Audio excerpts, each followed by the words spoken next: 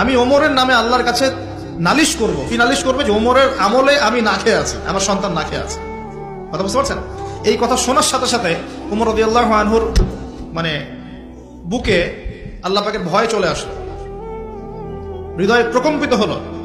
প্রকম্পিত হওয়ার পর তিনি নিজে চলে গেলেন মদিনায়, যেটাকে বলি আমরা বাইতুল মাল, মানে রাষ্ট্রীয় সম্পদ যেখানে থাকতো ওটাকে বাইতুল মাল বলা হতো।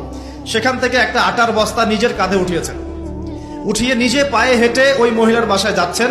তার পাশে থাকা একজন সাহাবী, তিনি বলছেন, তার নাম আসলাম রাদিয়াল্লাহু আনহু, তিনি বলছেন যে ইয়া আমিরুল মুমিনিন, হে আমিরুল মুমিনিন, আমাকে দিন, আনা আহমিলুক, আমি এটাকে বহন করে নিয়ে যাই, আপনি চলেন সাথে, সমস্যা নেই, আমি বহন করে নিয়ে যাই অ্যাটলিস্ট। তখন ওমর রাদিয়াল্লাহু আনহু বলছেন, দিলের কান দিয়ে শোনেন কথাগুলো, ওমর রাদিয়াল্লাহু আনহু বলছেন, হাল আনতা তাহমিলু উযরি ইয়াউমাল কিয়ামা, তুমি কি কিয়ামতের মাঠে আমার পাপের বোঝা বহন করবে? সুবহানাল্লাহ, চিন্তা করে দেখ।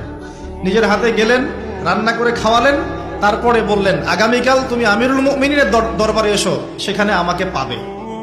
এই হলো ওমর রাদিয়াল্লাহু আনহুর খেলাফত।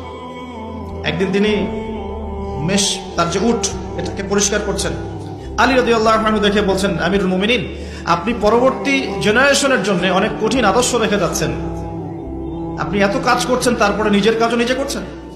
তখন ওমর রাদিয়াল্লাহু আনহু বলছেন, ওয়ালা তালুমুনি ইয়া আবুল হাসান, হে আবুল হাসান, আমাকে এভাবে বিব্রত করো না, কারণ আমি ভয় করি যে আমি যে অর্ধবিশ্ব শাসন করছি, তারপরে আমি ভয় করি যে আমার এই শাসনের আন্ডারে যদি একটা রাখালও না খেয়ে মারা যায়, আমি ভয় করি আল্লাহ এর জন্য আমাকে জবাবদিহি করাবে। আরেকটা বলে শেষ করে দিই, আমর ইবনে আস রাদিয়াল্লাহু আনহু, তিনি একজন গভর্নর, কোথাকার? মিশরের। কার আমলে আছেন? ওমর রাদিয়াল্লাহু আনহুর সময়। তো তার ছেলের নাম হচ্ছে মুহাম্মদ। তো সেই মুহাম্মদ আমর ইবনে আসের ছেলে রাদিয়াল্লাহু আনহু।